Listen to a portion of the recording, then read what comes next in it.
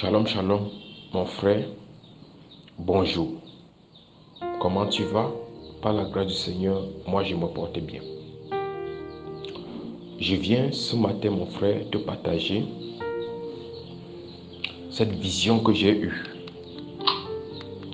Nous sommes aujourd'hui le 7 mars 2022, donc c'était la nuit du 6 mars au 7 mars 2022. Et je vais te les détailler comme j'ai vu mon frère, parce que après ma prière, suite à une prière que j'ai effectuée hier nuit, à certaines heures tardives, j'étais en train de lever ma voix en disant que Seigneur, montre quelque chose, ce qui concerne ton peuple. Révèle quelque chose qui concerne ton peuple. Et après ma prière, je suis allé, je me suis couché. Et dans ce songe, voilà une vision qui paraît au-devant de moi. Dans cette vision, dans ce songe, je me retrouve à Yaoundé. Et étant à Yaoundé, je me retrouve devant un boulevard, comme un lieu de défilé, dans un boulevard du 20 mai. Et devant le boulevard, à côté du boulevard du 20 mai,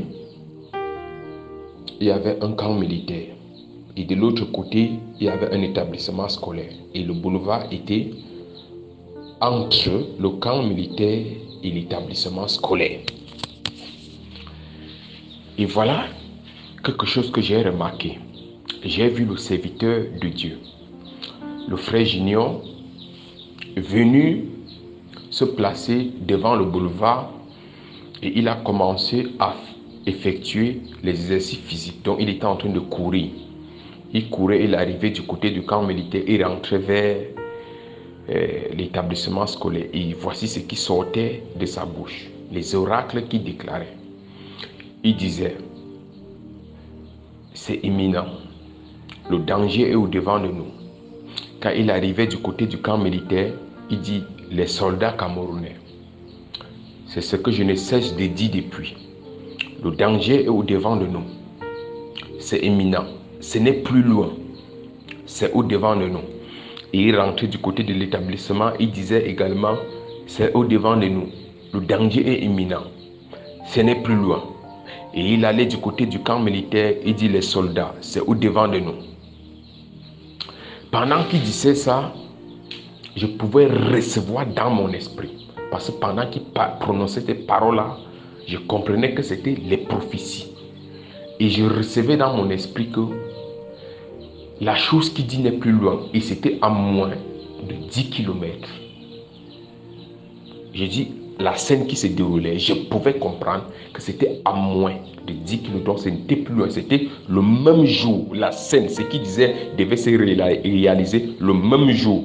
Juste après les heures qu'il va finir de dire. Quand il a dit, il a fini de dire, il a arrêté et il est parti. Quand il part, ça n'a pas fait 2 heures. Il dit, ça n'a pas fait 2 heures. Certains hommes lourdement armés et avec véhiculés également, parce qu'ils avaient des véhicules comme ceux pour les militaires, donc vraiment véhiculés. Ils sont venus du côté du camp militaire, du côté où il y avait les soldats, ils se sont mis à tirer. Pendant qu'ils tiraient de telle sorte que les civils, les personnes, les individus qui marchaient pouvaient peut-être s'imaginer que ça venait du camp militaire. Pourtant, ça ne venait pas du camp. Et pendant que ces hommes tiraient, ils tiraient et sur les soldats camerounais et sur les civils. Ils tiraient en désordre. Pendant qu'ils tiraient, il y a eu un embouteillage dehors comme je n'ai jamais vu. Frère, la scène, ce qui s'est passé en 2008, le désert qui est arrivé en 2008, j'étais au lycée technique pendant ce moment quand le désordre arrivait. Et avec la population qui était dehors, parce que j'étais au lycée technique et j'ai fréquenté le lycée technique de Tchang. Parce que le désordre qu'il y a eu ce jour-là, moi-même, j'étais dehors, je courais.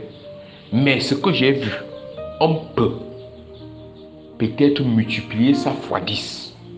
Parce que la population qui était dehors, je me posais même la question à savoir. Je me posais la question à savoir si c'était la population camerounaise parce que tellement des gens étaient dehors, comme si c'est ce jour qu'on a secoué les maisons des gens que sortaient tous.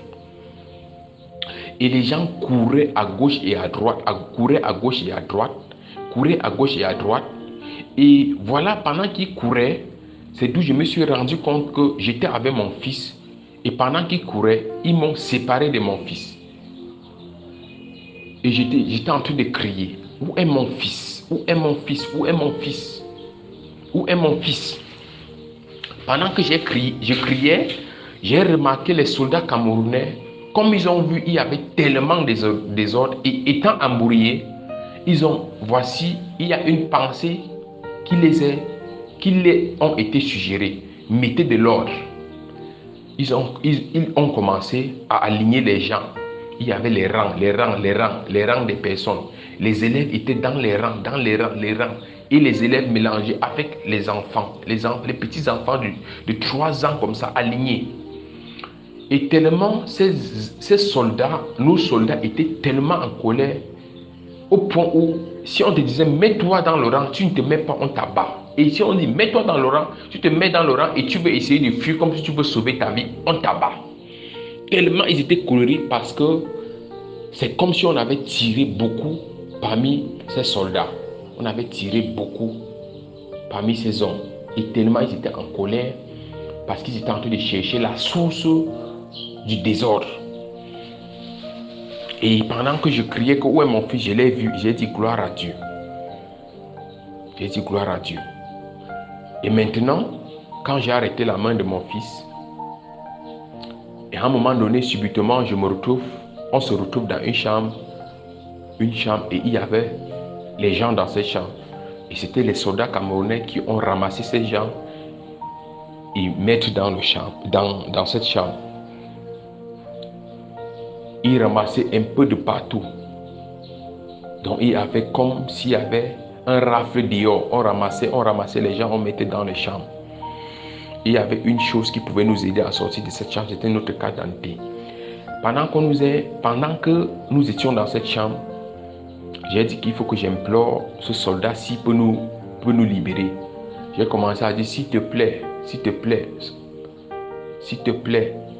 libère-nous. Pendant que je disais, les gens aussi ont commencé à dire, s'il te plaît. Cet homme a ouvert la porte et il a pointé l'arme en disant, qui a commencé ce désordre? Il voulait seulement abattre, il voulait seulement tirer.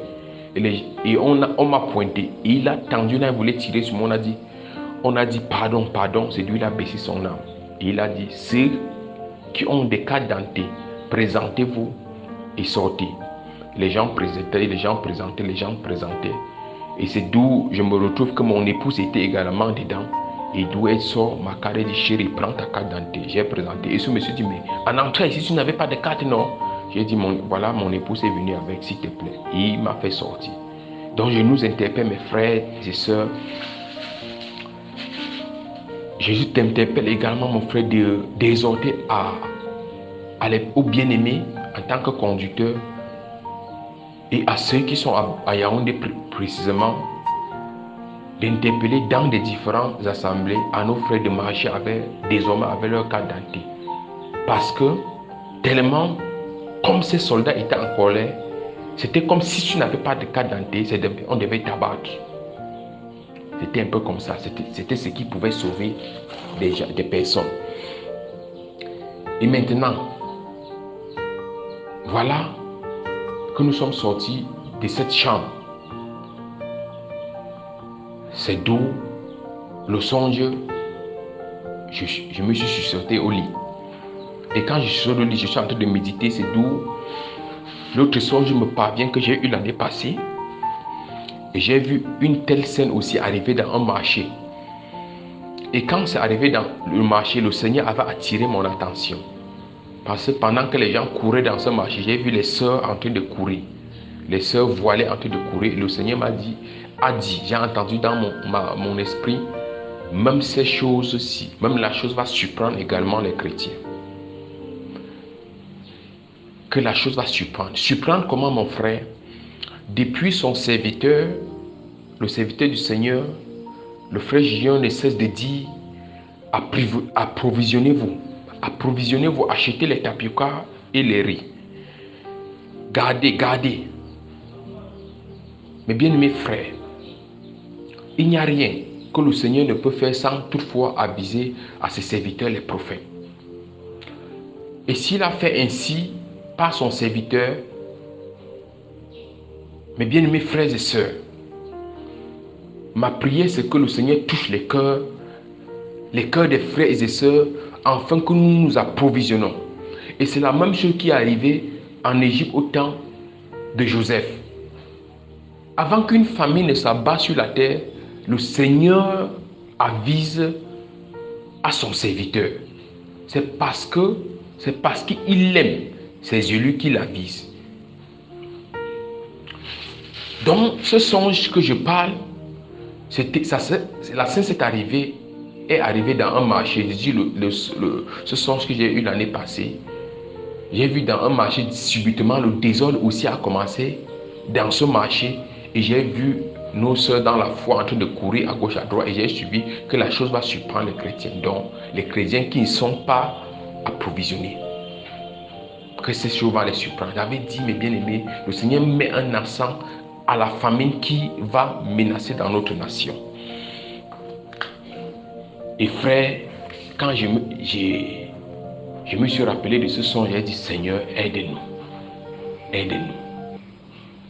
Et maintenant, ce qui me dérange encore le plus, c'est la scène qui est arrivée quand j'ai vu le songe d'aujourd'hui. Parce que tellement il y avait la population dehors que je n'ai jamais vu. Et ces gens couraient et à gauche, à droite, donc de tous les sens, au point où si tu avais un enfant de l'école maternelle primaire, s'il était au milieu de ces gens-là, on devait seulement piétiner ces enfants et marcher sur eux et passer.